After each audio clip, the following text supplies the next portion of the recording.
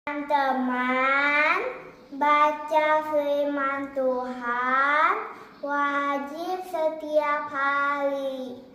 Amin. Salam, selamat berjumpa kembali di channel TWKK Javita Tinambunan. Firman Tuhan pada hari ini adalah diambil dari kitab Yeremia, ya, pasal 24 ayat 7.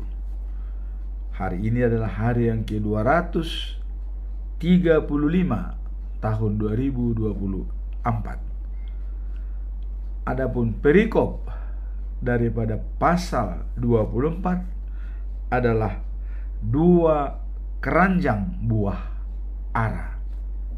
Itulah perikopnya. Nah, kemudian ayat hari ini adalah sebagai berikut. Aku akan memberi makan, aku akan memberi mereka suatu hati untuk mengenal aku, yaitu bahwa akulah Tuhan. Mereka akan menjadi umatku, dan aku ini akan menjadi Allah mereka, sebab mereka akan bertobat kepadaku dengan segenap hatinya. Nah, sekali lagi saya baca, ya. Aku akan memberi mereka suatu hati yang mengenal aku, yaitu bahwa akulah Tuhan. Mereka akan menjadi umatku, dan aku ini akan menjadi Allah mereka, sebab mereka akan bertobat kepadaku dengan segenap hatinya. Itulah firman Tuhan pada hari ini. Sekarang kita masuk dalam bacaan pagi yang tertulis dalam buku Yeremia pasal 5 ayat 10 sampai 19. Tuhan menolak Israel. Dan bacaan malam diambil dari kitab Yesaya pasal 57 ayat 14 sampai dengan 18. Allah berjanji akan menolong dan menyembuhkan umatnya. Itulah firman Tuhan hari ini. Bagaimana biasanya kita sebelum masuk dalam perikop 2 keranjang buah ara, kita tetap masuk dalam pedoman kita dalam bulan Agustus, yaitu topik adalah hikmat dari Allah memelihara hidup. Inilah topik kita. Nah, kemudian dalam ayat yang melengkapi adalah Pengkhotbah pasal 7 ayat 12. Apa dikatakan? Karena perlindungan hikmat adalah seperti perlindungan uang, dan beruntunglah yang mengetahui hikmat, bahwa hikmat adalah memelihara hidup bagi pemiliknya. Jadi, karena perlindungan hikmat adalah seperti perlindungan uang, dan beruntunglah yang mengetahui bahwa hikmat adalah memelihara hidup bagi pemiliknya. Kita sudah jelaskan bahwa hikmat adalah karunia dari Allah dan berada pada batin kita. Dia adalah mengambil suatu kebijakan untuk mengolah alam pikiran kita yang berpikir logik dan rasional, yaitu bijak, ya.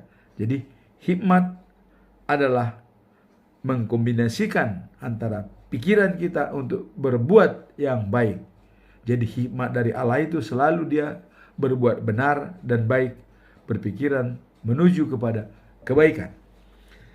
Nah, jadi hikmat merujuk pada landasan etis pengambilan keputusan manusia, tentu ke arah yang baik. Nah, bijaksana merujuk pada perangkat hasil perenungan akal, kemampuan berpikir ya, yang benar dan rasional ya, secara logik.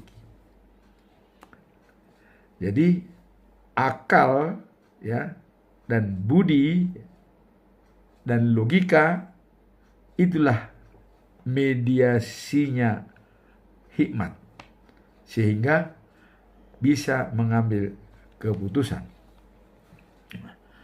Kemudian digabungkanlah keduanya. Hikmat kebijaksanaan ya, adalah membentuk kesatuan seperangkat orientasi etis yang dihidupkan oleh daya rasional, kearifan ya, kemudian komitmen dan keadilan.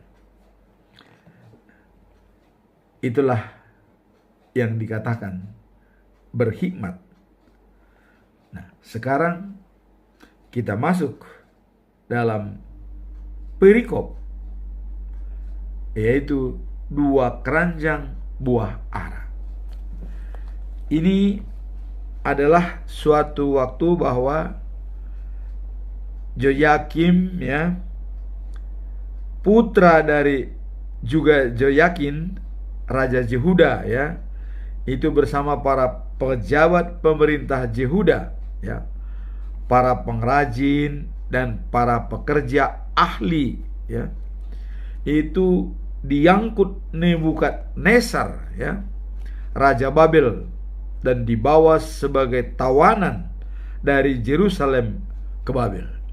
Jadi pada waktu kerajaan Joyakim ya, anak daripada Joyakin ya, itu ahli-ahli ya, itu diangkut oleh Nebukadnezar ke Babel dari Yerusalem. Nah, kemudian ada penglihatan daripada Yeremia ya. Jadi Yeremia melihat bahwa ada keranjang 2 ya. Yang pertama berisi buah ara yang bagus-bagus, seperti buah ara hasil pertama panen ya. Nah, sedangkan keranjang yang kedua adalah berisi buah ara yang busuk-busuk ya, sehingga tak dapat dimakan.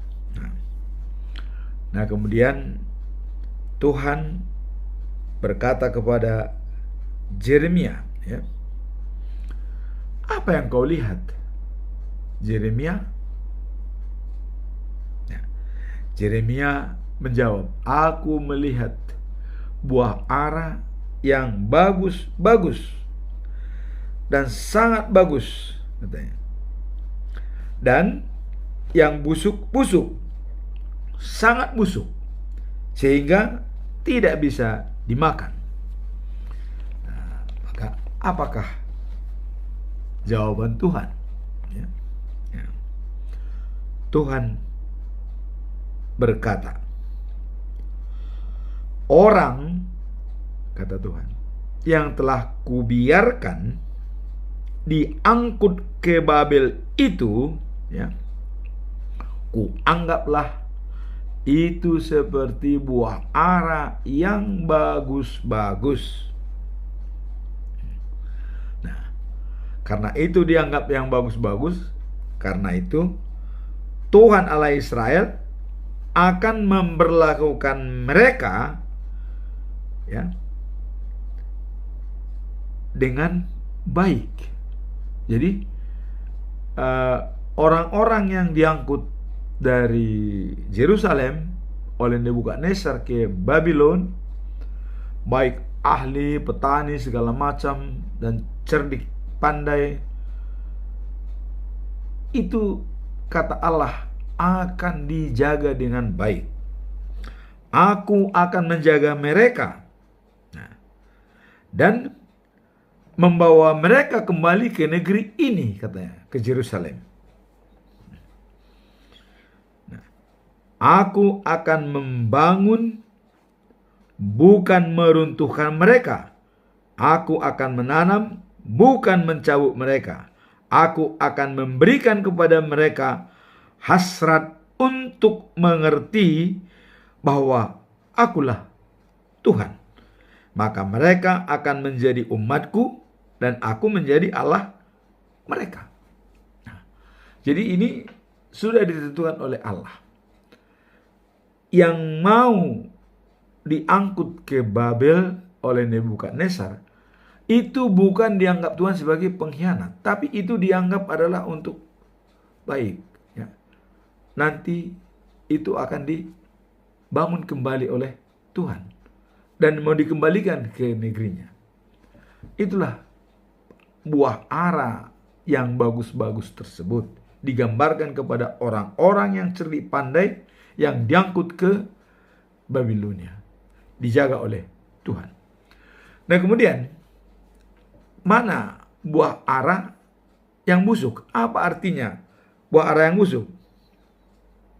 Nah, buah ara yang busuk itu adalah orang-orang yang membantah perintah Tuhan atau pesan yang disampaikan oleh Tuhan. Seperti apa? Dan contohnya siapa? Nah, contohnya adalah Zedekia, Raja Yahudi, beserta pejabat yang dekat dengan dia, ya, dan sisa orang Yerusalem yang tetap tinggal di negeri ini, ya, dan atau mereka malah pindah ke Mesir, minta bantuan. Mereka semuanya akan diperlakukan seperti buah ara yang busuk-busuk itu, yang tak dapat dimakan. Aku Tuhan telah berbicara. Wah, ini bukan main. Jadi dianggap orang yang bandel itu, dianggap dialah seperti buah ara yang busuk-busuk itu. Kenapa sampai Tuhan mengatakan demikian? Karena kita tahu dalam waktu yang lalu bahwa Tuhan mengingatkan kepada Yeremia. Yeremia sampaikan kepada Zedekia supaya dia menyerah dan berikut pegawainya dan semua umatnya, supaya dia selamat. Sudah diingatkan oleh Tuhan kepada Yeremia. Disampaikan oleh Yeremia, Zedekia, kau menyerah kalau kau mau selamat. Tapi apa pandangan Zedekia? Lain. Dia malah mengharapkan jabatan di dunia ini. Waduh, kalau saya menyerah, apa kata dunia? Sebab sudah banyak orang Israel yang diangkut ke sana. Baik itu pembelot, baik itu yang resmi diangkut oleh bangsa Babel, oleh Nebukadnezar.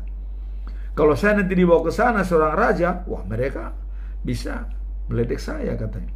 Jadi dia masih berpikiran duniawi. Dia bukan berpikiran keselamatan. Zedekia sudah mengingatkan. Dijawab oleh si Yeremia sudah mengingatkan Zedekia. Zedekia menjawab, apa nanti kata dunia, katanya. Tapi dikatakan lagi oleh Yeremia, itu tidak akan terjadi. Kau dan anak-anakmu semua akan selamat, katanya. Tapi tidak mau.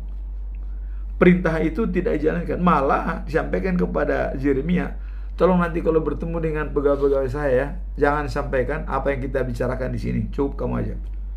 Pergi dia, tidak disampaikan. Nah, terus apa yang terjadi? Nah, di sini dikatakan Tuhan, ya, yang tetap tinggal di negeri ini atau pindah ke Mesir. Jadi yang tetap tinggal bertahan itu atau pergi ke Mesir.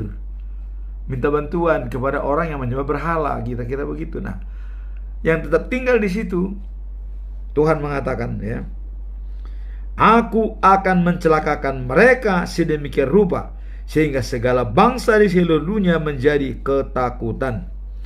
Di mana saja mereka kuserahkan, mereka akan diejek, dijadikan bahan tertawaan dan dicemooh. Nama mereka akan dipakai sebagai kutukan. Aku akan mendatangkan ke atas mereka peperangan, kelaparan, dan wabah penyakit, sehingga mereka semua mati dan tidak ada yang tertinggal di negeri ini yang telah kuberikan kepada mereka dan leluhur mereka. Nah, jadi justru buah ara yang baik itu adalah yang mau pindah dari Yerusalem. Itu yang dipelihara Tuhan baik. Yang tetap tinggal di sana, ya, ataupun dipaksa oleh Babel untuk menyerah, itu akan mati semua. Contoh, Zedekia, dia bertahan. Begitu datang orang Kasdim dan orang Babel menyerang ke Yerusalem, dia lari. Walaupun dia lari malam-malam, Zedekia, dia ditangkap oleh orang Kasdim, dibawa ke Babel. Coba, semua perwira-perwiranya dan anak-anaknya pun diangkut ke Babel. Apa yang terjadi? Tuhan terus mengatakan akan mencelakakan mereka. Terus begitu sampai di Babel, Nebukadnezar mengatakan, sembelih semua anaknya. Coba, anaknya Zedekia semua disembelih di depan matanya Zedekia. Coba, itulah tadi dikatakan Tuhan itu, keranjang dua buah ara, ya, yang busuk-busuk itu, sembelih, mati semua anaknya Zedekia. Nah, kemudian perwira-perwiranya yang diangkut datang situ melarikan diri, sembelih semua, mati semua perwiranya. Itulah karena dia tidak mau menyerah kepada Babel. Coba kalau dia mau mendengarkan pesan Tuhan tadi, dia menyerah dan menyerahkan kepada Babel, selamat, kata Yeremia. Jadi sebenarnya, ya, memang Amsal mengatakan dalam pasal 22 ayat 3, ya, orang bijak tahu datangnya malapetaka, ya, bersembunyi dan lari. Tapi orang bodoh tutup mata dan mati. Nah, ini jelas. Kalau seandainya tadi Raja Zedekia, ya, begitu menerima pesan dari Yeremia bahaya kematian, wah, dia harus benar bersembunyi. Ya, pergilah ke Babel, menyerah. Udah, kami menyerah, apapun terjadi, pasti selamat. Tapi dia tutup mata, nggak mau mendengar apa pesan Allah. Apa dia? Ya, mati. Akhirnya semua perwiranya mati, anaknya semua mati disembelih, matanya dua-duanya dicongkel. Zedekia dicongkel matanya. Seorang raja, ya, dicongkel matanya, tangannya diikat dengan tali tembaga, dirantai, kakinya juga masuk ke dalam penjara. Ya, mati di sana dia. Itulah yang dikatakan oleh Tuhan tadi, bahwa Aku akan memberi mereka suatu hati untuk mengenal Aku. Itulah kepada orang-orang yang mau menuruti, dia mau pergi meninggalkan Yerusalem, dan memang itu sudah rencana Tuhan. Nah, kemudian bahwa Akulah Tuhan, katanya. Nah, kemudian mereka akan menjadi umatku dan Aku menjadi Allah mereka. Sebab mereka akan bertobat kepadaku dengan segenap hati. Jadi orang-orang Israel yang diangkut ke Babelonia, ya, dan yang pergi ke sana, itu semua dikembalikan oleh Tuhan Allah dan mereka akan bertobat. Kita lihat pertobatannya waktu Esra membangun kembali Yerusalem dan mengembalikan semua bangsa Israel dari Babel. Tapi bagaimana yang tinggal di Mesir? Wah, nggak jelas. Habis mungkin itu. Di Asyur juga seperti itu. Tapi yang pergi ke Babel itu dikembalikan oleh Tuhan. Sehingga terjadilah eksodus besar-besaran dari Babilonia menuju ke Israel, Yerusalem, waktu Esra membangun kota Yerusalem dengan gubernur Judea adalah Nehemia. Nah, pada saat inilah terjadi pesta pondok Daud. Dan disinilah terjadi pesta 7 hari 7 malam. Dan Esra sebagai ahli hukum Taurat membacakan hukum Taurat dari pagi sampai tengah hari, setiap hari selama 7 hari. Kemudian di hari yang ke-8 puncaknya, apa yang terjadi? Nehemia memerintahkan semua Israel berdiri. Jadi ratusan ribu itu semua berdiri. Tidak termasuk bangsa yang budak mereka atau pembantunya dari bangsa-bangsa lain, Amori, Awab, segala macam ya, itu tidak termasuk. Palestina tidak termasuk. Dari yang berdiri adalah bangsa Israel. Dan di situ mereka menangis dan meminta pengampunan kepada Allah karena mereka. Inilah rencana Allah, mengembalikan kembali bangsa itu. Itulah 2 keranjang buah ara, yang busuk dan yang bagus-bagus. Yang bagus-bagus adalah orang yang taat kepada perintah Tuhan. Dan yang busuk itu adalah orang yang membangkang dan membelakangi Tuhan sehingga dia mati. Nah, itulah firman Tuhan hari ini. Sekarang kita masuk dalam bacaan pagi ya. Masuk dalam bacaan pagi, yaitu Yeremia pasal 5 ayat 10 sampai 19. Dosa Yerusalem. Nah, ini. Dan Tuhan menolak Israel. Kenapa Israel ditolak? Israel dan Yehuda mengkhianati Tuhan. Jadi karena mereka mengkhianati ya. Jadi ada umat Israel ya mengatakan ya, yang tidak ya benar tentang Tuhan. Jadi mereka mengatakan tidak yang sebenarnya, apa sebenarnya terhadap Tuhan. Ya, mereka masih menganggap wow, kita tidak kena bencana, tidak mengalami perang dan kelaparan ya.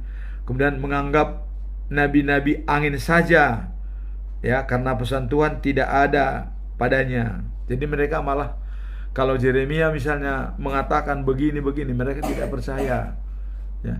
Nah, inilah Tuhan menolak Israel kepada bangsa yang tidak menganggap ya apa yang dikatakan oleh para nabi yang dipercayakan oleh Tuhan untuk menyampaikan pesan. Kemudian Tuhan berkata kepada Yeremia, karena orang itu berbicara begitu, maka mereka akan kena malapetaka yang menurut mereka tidak akan terjadi.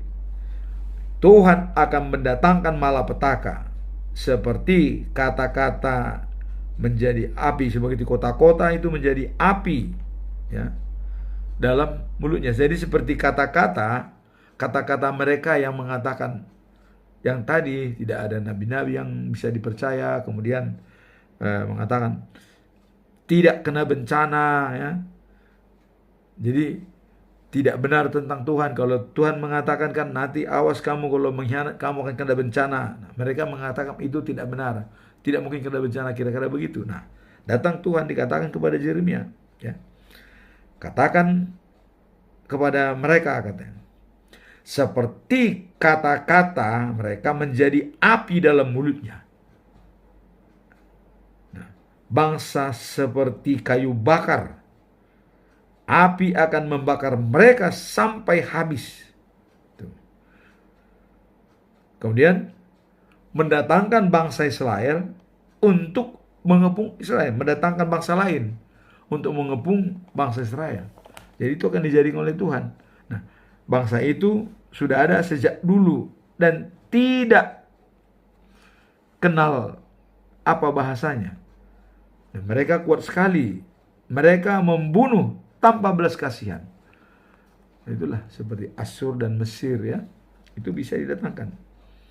Dan mereka akan menghabiskan hasil tanaman ya.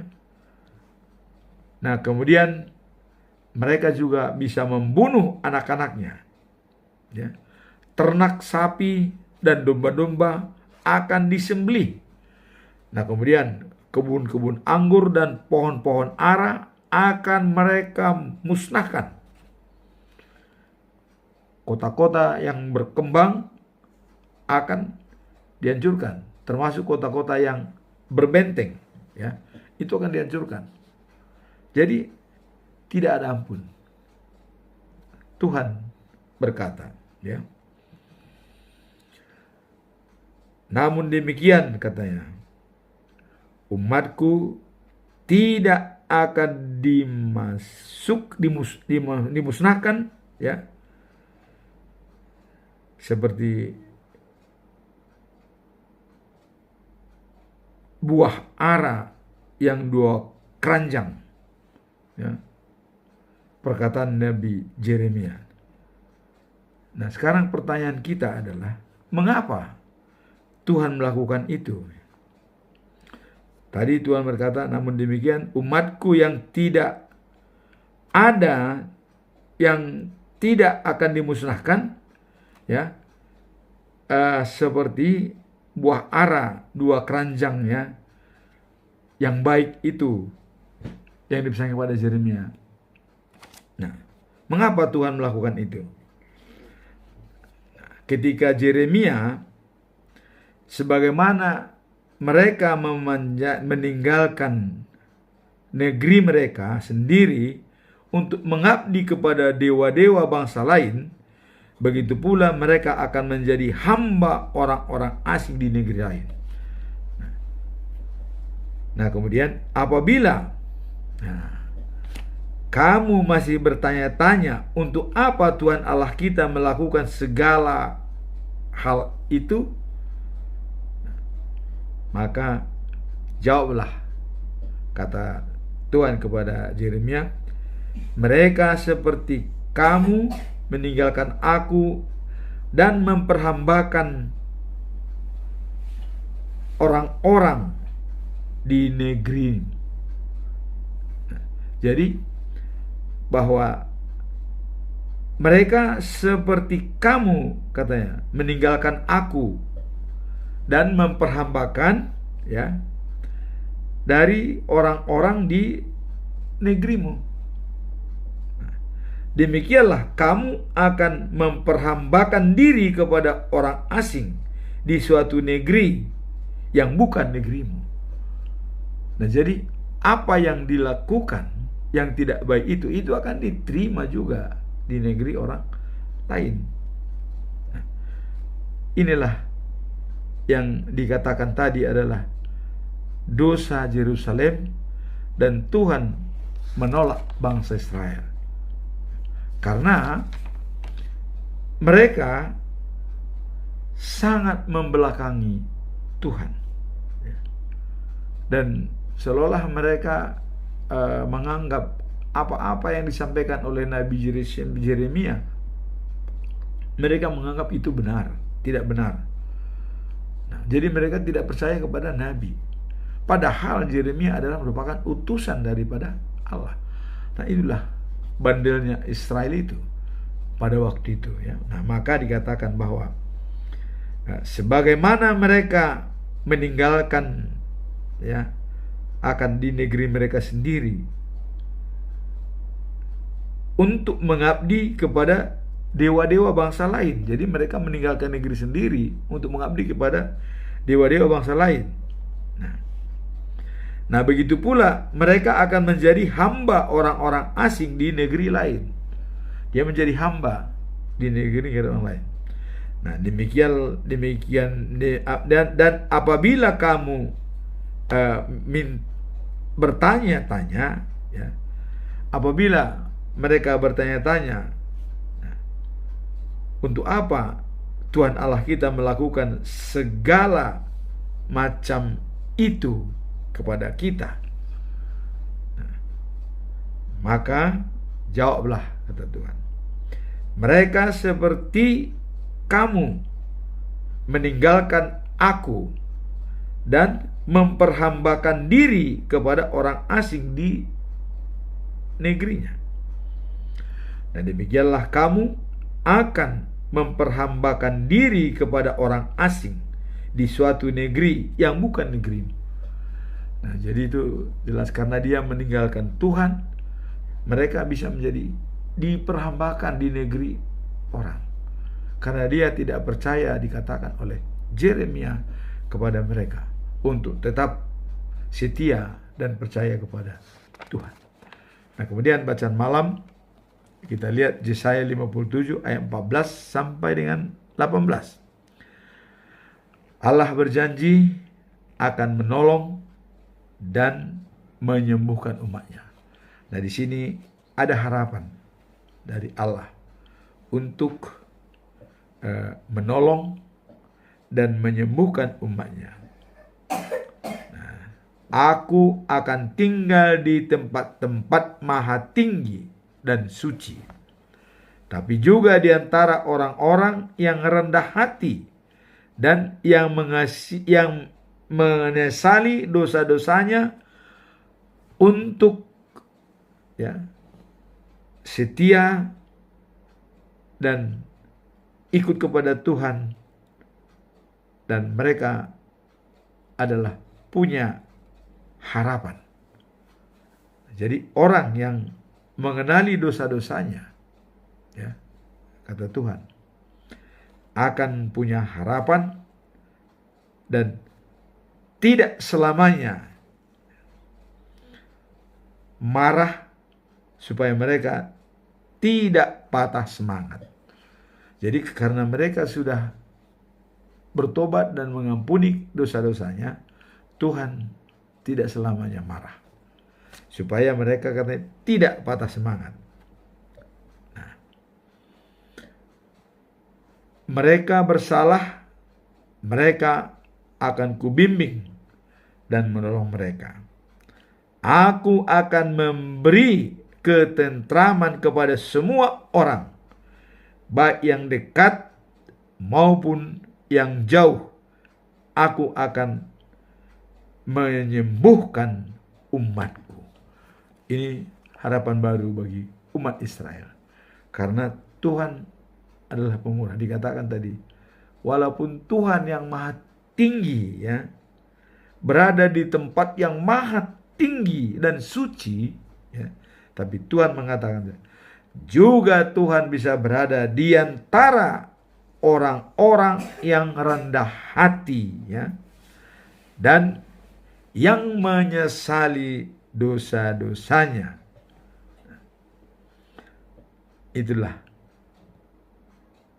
supaya katanya memberikan semangat dan harapan. Jadi walaupun Tuhan itu ada di maha tinggi dan suci, jauh di sana, tapi dia juga berada di tempat orang-orang yang rendah hati, yang mau menyesali dosa-dosanya.